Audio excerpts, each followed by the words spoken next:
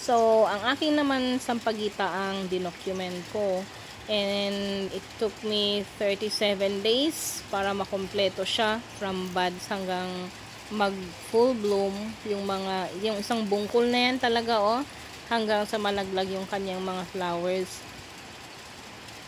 I call it sampagita pero jasmine daw pala ang tawag nito. It's crepe jasmine. Pero hindi naman sila nagkakalayo ng sampagita kasi yung flower ng sampagita mas maliliit pa siya. But this one they call it pinwheel flower. But I still call it sampagita. Sampagita pa rin. Day 13, dalawa yung ito yung first na lalaglag. Yung first niyang flower, nalaglag na siya. Yan, day 14 yun. So, day 15, marami na yung malapit. Kita nyo yung mga puti-puti, yung pins niya na parang na siya. Malapit na siyang bumuka.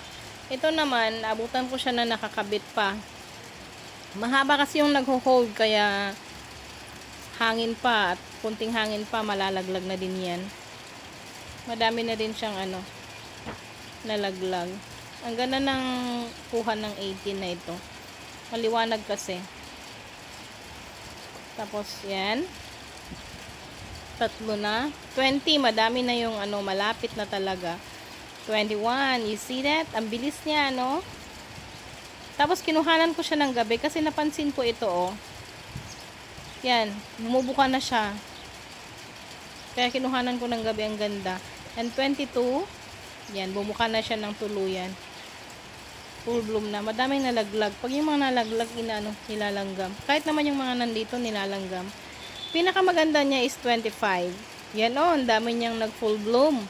And 26. Yung sa, madami nang nalaglag dito, yung mga kasunod na. Nalalaglag, pero nag-bloom naman yung mga kasunod. Kasi isang bungkol nga yung kinukuhanan ko dito, hindi isa lang. 31, dalawa na lang. At yan mag-bloom pa yan siya. Yun, kinabukasan din agad. So, may dalawa. Tapos, may isa pa. Yan. Isa na lang. Yan na siya. And 37, nalaglag na siya. Ang ganda, no?